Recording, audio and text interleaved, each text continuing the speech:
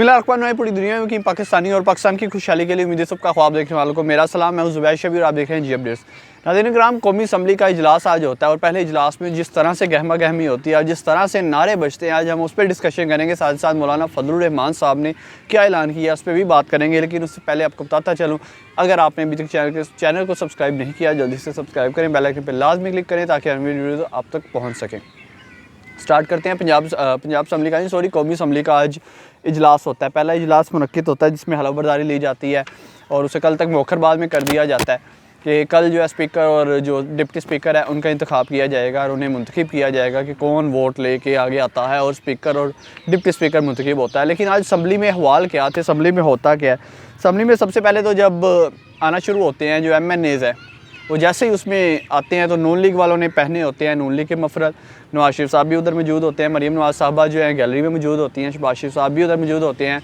उसके बाद आते हैं जी सुन्नी इत्तेहाद कौंसल वाले, यानी इमरान खान के साथ जिस पार्टी ने इत्तेहाद किया और इमरान खान इत्तेहादी और हमायत याफ्ता जितने भी कारकुनान हैं जो MNAs हैं, वो आते हैं कौमी असम्बली में, नारे लगाते हैं खान जिंदाबाद, पाकिस्तान का मतलब क्या, ला इलाहा इल्लल्लाह, इमरान खान जिंदाबाद, कौन बचाएगा पाकिस्तान, इमरान खान। और खान साहब के नारे लगा रहे होते हैं।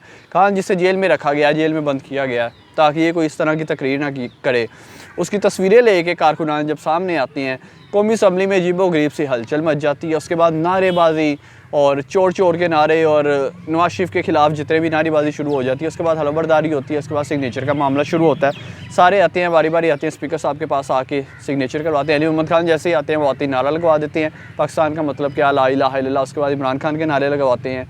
इस तरह से अहवाल चले जाते हैं और कौमी असम्बली का माहौल जो है मज़ीद तर गर्म होता जाता है। उसके बाद क्या होता है, कौमी असम्बली में शेर अफजल खान मरवा साहब और अली मोहम्मद खान साहब जब कौमी असम्बली में एंटर होते हैं, इन्होंने मास्क लगाया होता है इमरान खान का, जो कि एक जेल में कैदी नंबर 804 के नाम से फेमस है, जिसे जेल में बंद किया गया है, ये सरगर्मी ना अपनी कोई कर सके। उसके बाद PTI के झंडे पकड़े होते हैं, नारेबाजी हो रही होती है। इवन नवाज शरीफ साहब को जब बुलाया जाता है डाइस पे के आके सिग्नेचर करें, तो उन्हें कौमी असम्बली में हसार में रखा जाता है। नून लीगी जो MNAs होते हैं वो उसे हसार में लेके आते हैं कि आएँ जी नवाज शरीफ साहब आप सिग्नेचर करें।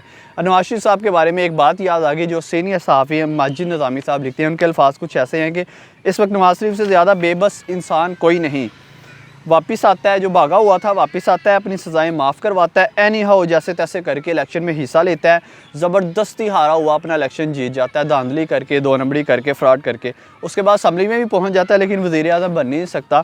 तो इससे बेबस इंसान मेरे मुताबिक कोई नहीं है, जिसकी इज़्ज़त ही कोई नहीं बची। और आज कौमी असम्बली में तकरीबन यही सब कुछ देखने को मिलता है। इवन नवाज शरीफ साहब के ऊपर इमरान खान साहब का मास्क फेंका जाता है, पता नहीं कौन सा MNA पाकिस्तान तहरीक साहब का, उन पे मास्क पहनता है बाकायदा तौर पे। अब इससे ज़्यादा तौहीन, इससे ज़्यादा ज़लालत क्या होगी कि आप इस तरह से बदनाम होते फिरें। और बदनामी के साथ साथ नून लीगी जो MNAs हैं फिर से नारे लगा रहे होते हैं, नवाज शरीफ जिंदाबाद, नवाज शरीफ जिंदाबाद। भाई कोई शर्म कर लो, ही आ कर लो, और आपको क्या चाहिए। इतने मामला तो आपके साथ ख़राब हो चुके हैं। इवन हामिद मीर साहब कहते हैं कि जब से इमरान खान को निकाला है कुछ भी अभी तक सही नहीं हुआ, सब कुछ बर्बाद हो रहा है, यानी पाकिस्तान में अभी तक बेहतरी की तरफ कोई काम नहीं गया, जो भी हो रहा है पाकिस्तान में ख़राबी हो रही है। मीर साहब भी ये मान चुके हैं। उसके बाद जी तकारीर का अमल शुरू होता है और जो उमर अयूब साहब है पाकिस्तान तहरीक साहब की तरफ से वज़ीर आज़म के नॉमिनेट कैंडिडेट, और उसके साथ साथ बैरिस्टर गौहर अली साहब भी तकरीर करते हैं। और दोनों का एक ही मौक़िफ़ होता है कि अभी तक तो हमारी सीटें ही नहीं पूरी, जो मखसूस नशिस्तें थी वो अभी तक हमें दी नहीं गई। मज़ीद वो क्या कहते हैं, कहते हैं अवामी मैंडेट 47 के मुताबिक नहीं 45 के तहत होता है। और ये 45 और 47 का वही मामला जो हमने आपको बताया था कि प्रिसाइडिंग ऑफिसर फॉर्म 45 बनाता है, जिसके तहत पता चलता है कि किस ने कितने वोट किस उम्मीदवार को कास्ट किए। उसके बाद जाती है तस्वीर RO को, RO ऑफिस से फिर फॉर्म 47 तैयार किया जाता है। लेकिन यह मामला क्या होता है, इस इलेक्शन में 2024 के जो इंतखाबात होते हैं 8 फरवरी को, उनमें फॉर्म 45 और 47 बिल्कुल ही मुख्तलिफ होते हैं। फॉर्म 45 में पाकिस्तान तहरीक साहब विन कर रही होती है, 47 में नून लीगी जो उम्मीदवार थे वो विन कर रहे हैं। मज़ीद वो कहते हैं हमें रोका गया, हमें कंपेन करने की इजाज़त नहीं थी, हमें जलसा करने की इजाज़त नहीं थी, हमें मीटिंग करने की, कॉर्नर मीटिंग करने की इजाज़त नहीं थी, हमें किसी रैली की इजाज़त नहीं दी गई। जिस रैली की इजाज़त दी गई उससे भी पकड़ लिया गया, रोक दिया गया, पुलिस वाले पहुंच जाते थे, उसे बंद कर लेते थे, कारकुनान को, उम्मीदवारों को पकड़ दखल शुरू हो जाती थी। मज़ीद वो कहते हैं कि 23 हमारी रिजर्व सीट्स हैं जो अभी तक खाली मौजूद हैं, और आइन के आर्टिकल बाकायदा वो पढ़ के रेफरेंस बताते हैं कि आर्टिकल आइन के ये मौजूद हैं। उन कवानीन और आइन के मुताबिक कौमी असम्बली में स्पीकर और डिप्टी स्पीकर तब तक हलफ नहीं उठा सकते जब तक सारी सीटें कंप्लीट नहीं हो जाती। अभी तक 23 सीटें खाली मौजूद हैं। मज़ीद ये कि कहा जा रहा है और बल्कि यही समझा जा रहा है, जितने भी सहाफ़ी हैं, जो मोतबर सहाफ़ी हैं और सीनियर सहाफ़ी हैं, उनका तज़किया यही कि इमरान खान को इस तरह से जीतने के बाद नवाज शरीफ साहब को और जितनी भी पीढ़ियाँ में जमाते हैं उन्हें शर्म आनी चाहिए। और इनमें से शर्म का मुकाम जब देखा जाए तो मौलाना फजलुर रहमान मेरे ख्याल से सबसे पहले शर्म खा चुके हैं। वो आज कहते हैं जी अपोजिशन के बेंचों पे हम बैठेंगे और किसी भी ओहदे के इंतखाब में हम हिस्सा नहीं लेंगे, और असम्बली नाम की तो कोई चीज़ मौजूद नहीं है, ये तो कोई और ही चीज़ हमें लग रही है जो हमें नज़र आ रही है। ये आज कहते हैं जी मौलाना फजलुर रहमान साहब।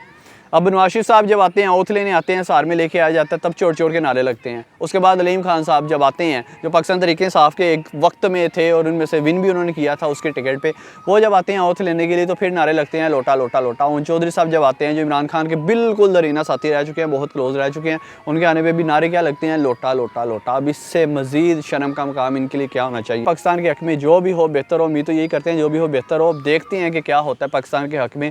और जो खाली सीटें जो नज़र आई आज कौमी असम्बली में, वो पाकिस्तान तहरीक इंसाफ यानी सुन्नी इत्तेहाद कौंसिल को दी जाती हैं, वो भी नून लीग के पलड़े में फेंक दी जाती हैं, उन्हें दे दी जाती हैं। कहते हैं ना सदका खैरात कर दो, तो मुझे तो लगता है कि कौमी असम्बली की जो सीटें हैं वो सदका खैरात समझ के पाकिस्तान का नून लीग को दे दी जाएंगी और पाकिस्तान का फिर से बेड़ा गर्क हो जाएगा, सत्यानाश हो जाएगा।